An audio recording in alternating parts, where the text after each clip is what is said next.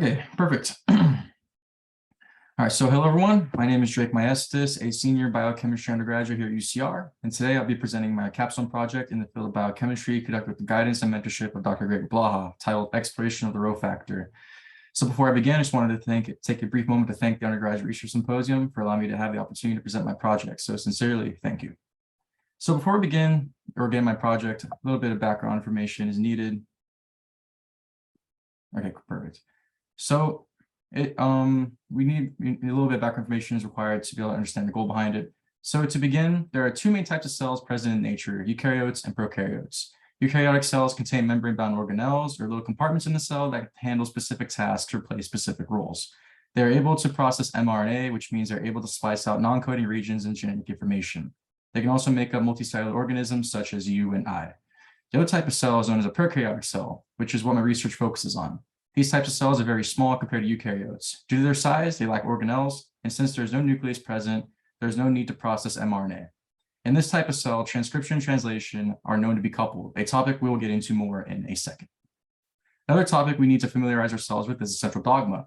Basically, it is when our genetic material, known as DNA, is converted to RNA, then to a functional protein that performs a specific role.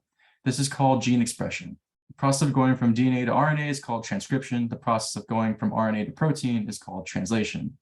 So DNA has four bases: guanine, cytosine, thymine, and adenine. Guanine pairs cytosine, thymine pairs adenine. Basically, transcription utilizes a protein called RNA polymerase to use DNA as a template to produce a messenger RNA. The characteristic of RNA is that it uses a uracil in place of thymine for base pairing with adenine. Another characteristic of RNA is that it has a hydroxyl group present on its 2' carbon, which DNA lacks. Now we know a little about transcription, we can go into the topic of operons. Operons are regions of successive genes that are able to be transcribed to fulfill a specific purpose. An example of this is a lac operon, which in the presence of high amounts of lactose and low amounts of glucose is able to be turned on using L-lactose or IPTG to break down lactose. So now we're going to dive into the topic of translation, which is utilizing a unit called ribosome to turn mRNA into a functional protein. In prokaryotes, they have a 70S ribosome, which consists of a small 30S subunit and a large 50S subunit. The large subunit contains sites A, P, and E, which are able to utilize molecules of transfer RNA or tRNA to enter and synthesize a polypeptide chain. They're able to accomplish this through a codon and anticodon binding. In short, a codon is a sequence of 3 nucleotide bases of RNA that code for a specific amino acid. The anticodon is the exact opposite basis of a codon. So here's a little diagram which denotes how codons are able to code for a specific amino acid. For example, if our first base is guanine and the next base is cytosine, their next base is adenine, we get alanine, an amino acid. So now, what are proteins? They're made up of amino acids folded into secondary, then tertiary, then quaternary structure, then are able to be turned off or on to perform a specific function within the cell. An example of a protein is ATP synthase, which is used to synthesize ATP at the very end of metabolism. So this is a diagram that shows the different levels of protein folding. As you can see, we have primary and secondary and tertiary structure and then quaternary structure. So in terms of the prokaryotic quality of coupling transcription translation, as previously stated, there's no nucleus and therefore no mRNA processing. The 70S ribosome can translate RNA while it is being transcribed by RNA polymerase. This indicates that in prokaryotic cells, there are interactions between central dogma factors. Now, how do these cells know when to stop transcription? Well, there are two methods, either Rho-independent termination or Rho-dependent termination. Rho-independent termination works by forming mRNA into a hairpin, then using an unstable polyutil to break the molecule off of DNA. Rho-dependent termination utilizes a protein called Rho factor, which hydrolyzes ATP to terminate transcription. This works because Rho will travel along the mRNA transcript until it catches up to the RNA polymerase. Then it will interact with it to terminate transcription. So the Rho factor is a 49 kilodalton per monomer homohexamer, whose main function is to terminate transcription in prokaryotes. We do not know much about it except the fact that in some way, shape, or form, it has an interaction with RNA polymerase. So the goal of my project was to explore the interactions between Rho factor, RNA polymerase, and 30S small ribosomal subunit in different conditions. The overarching goal to learn more about Rho-dependent termination. So my methods were first to transform E. coli with Rho factor plasmid, then select viable colonies from an agar plate, perform a large-scale growth with these colonies in liquid culture, purify Rho factor using column chromatography, and then finally perform biochemical assays of Rho factor, RNA polymerase, and the 30S ribosomal subunit. So a final bit of background information that which we need to know is basically, since bacteria are able to take genetic material from their environment, one can use this principle to introduce a genetic trait of choice into bacteria. By heat shocking chemically treated cells in the presence of our preferred plasmid, we're able to introduce this plasmid inside bacteria and isolate only bacteria that contain that plasmid. So that whole thing is called transformation. So finally, moving on to the results. So Rho was purified successfully using a nickel ion chromatography after it was grown in a broth of LB-con media, which is selected for kandomycin-resistant bacteria. And as we can see, after our purification, we saw that Rho factor was purified. A little bit of remnants left over. However, those were selected for during our concentration process. So this was done using a stepwise purification. So what we did is we took 8 column volumes of a low salt buffer, and then we took 8 column volumes of a wash buffer containing 20 millimolar of imidazole, as well as 150 millimolar NaCl. And finally, we collected 8 column volumes of our elution, which is where we get our purification fraction 1, purification fraction 2, which we're then using for our future experiments. And so this was conducted using SDS page, but however, we transferred to a native page in order to see what was happening in vitro. And so before we could begin with our future experiments, we first had to make sure Rho was in its hexamer form or its active form. So Rho can exist as a dimer, a tetramer, or monomer, or a hexamer. The hexamer form, like I said, is a functional form, so we need to promote the hexamer formation. And we decided to do this by introducing poly-cDNA, since we know that Rho is able to bind DNA or RNA. And so when we put DNA into the mix, we're able to see that there was, in fact, a nice little band here forming in relation to just Rho plus water, in which it was kind of a mess. And so now, since we had Rho and primarily in a hexamer form, as we presumed, we're able to move on to future experiments where we combine it with other proteins. And so this was the first protein we combined it with, was RNA polymerase. So RNA polymerase was, in a sense, titrated on the Rho factor. So as we can see, in terms of the gel, we have RNA polymerase plus DNA, which we observe a little downward shift with due to probably the negative charge of electromobility. And then RNA polymerase without DNA, it's our control. Then we have our Rho factor control, and then we have slowly titrated RNA polymerase onto Rho factor. And as we can see, this Rho factor band, the hexamer band, slowly disappears in RNA polymerase. And that indicates that Rho factor and RNA polymerase did indeed bind together.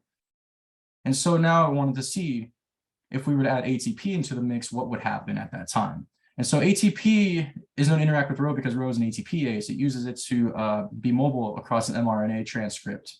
And so since we're able to use since we're able to include ATP into the mix, what I observed was when ATP was in the mix, Rho factor did not bind to RNA polymerase. But then when there was no ATP, obviously, as confirmed by our last gel over here, Rho factor and RNA polymerase were able to bind together, as we can see by the disappearing Rho factor right there. And so in order to confirm this result, I had to use ADP into the mix to see if ATP was actually the one causing the binding. Because if not, then this could indicate something was wrong with the Rho factor that I purified. And so with ADP into the mix, I saw that Rho factor and RNA polymerase were able to bind together in relation to the control. They looked similar, therefore that means there was binding. And so finally, I needed to get some troubleshooting done. And so I needed to reprove an experiment that my PI, Dr. Gregor Blaha, performed. And this experiment was we were titrating RNA polymerase into our 30S ribosomal subunit. And as presumed or hypothesized by this experiment before, or proven, that a complex should form between all of these. And when I proved this, or when I ran the gel, it showed that once again, the complex formed. And so a 7-to-7 formed and this middle complex formed, all ribosome bound to the RNA polymerase. So I was able to then take the results from this experiment and titrate Rho factor onto them. And so basically I took these bands right here, and then I made it into where the Rho factor is able to be titrated over. And so I kind of took the same ratios. I did a 5-to-5, and then with 8 on top of it with the Rho factor, or a 5-to-5-to-5, basically a 1-to-1-to-1. And I wanted to see what the results were across the gel. And what I observed was on the 5-to-5-to-5, there was indeed some sort of complex forming down here in lane 8. And so that indicates presence of a potential megacomplex forming between the Rho factor, RNA polymerase, and the 30S ribosome. And so what I did after that, so what I did after that was I wanted to make it a little bit nicer and also show some different interactions. So I needed a gel which showed a profactor had interaction with the 30S subunit. So I decided to combine just a bunch of different experiments into this gel. And what I observed was the rho factor does not bind to the 30S ribosome independently of RNA polymerase, which means RNA polymerase is definitely needed in this reaction to form this mega complex. And so with our 5 to 5 to 5 and 5 to 5 to 3. So I wanted to see if I included 5 micromolar of rho with 5 micromolar of RNA polymerase and 5 micromolar of ribosome, if it looked any different than if I include only 3 micromolar of ribosome. And so what I observed was in this area, I know it's kind of hard to see, but in this area right there, we have like a little complex forming. Can you guys see my mouse? Okay, so in this area right here, we have a little complex forming, but then this area, we have a little complex forming right here in our 5 to 5 to 5 compared to our 5 to 5 to 3. Here are our controls, rho factor, RNA polymerase, and ribosome. And here's our little ribosomal and RNA polymerase interaction over here from our previous gel. And so knowing this results here, knowing that I see these complexes, it was time to break apart those complexes and try to see what was going on in them, just try to verify the presence of our mega complex. So what I decided to do was I decided to perform what is called an agarase treatment, which is where I cut out parts of the band and then I use an agarase chemical in order to separate all the proteins present inside of that little band. And so what I observed after cutting out regions 1 through 11, basically I cut out this region right here because on region 5, that's our rho factor protein. So I wanted to see if it was present here in this area on our mega complex. This area right here is our RNA polymerase. I wanted to see if that one was present in these areas of the mega complex. And of the 7, where 7 is a ribosomal control, I wanted to see where in these is a ribosome present. And so here's the results from the agarase treatment.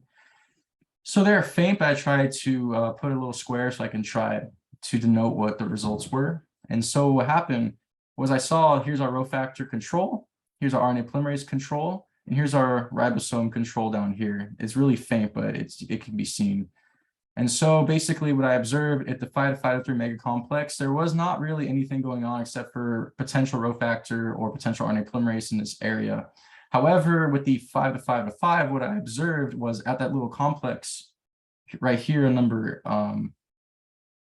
right there, what I observed on the 5 to 5 to 5 was that indeed there was some rho factor RNA polymerase present with some ribosome in the mix, which indicates that the mega complex was present in this mixture, which was quite interesting. And so what does this mean? In vitro, rho factor, RNA polymerase, and 30S all bind together as portrayed by the gel, indicating the presence of a mega complex. An interesting consideration, considering the coupling mechanisms in prokaryotes as 30S binds to RNA. So future experiment ideas, I want to fluorescently label the 30S ribosome, RNA polymerase, and rho factor with different identifiable labels to confirm a mega complex. I also want to add ATP into the mega complex mixture to see what the effect is of the binding. And finally, I want to perform a big assay, which includes large ribosomal subunit, tRNA, and mRNA, which can truly track the mechanism of action. So here's my references. All right, thank you. Any questions?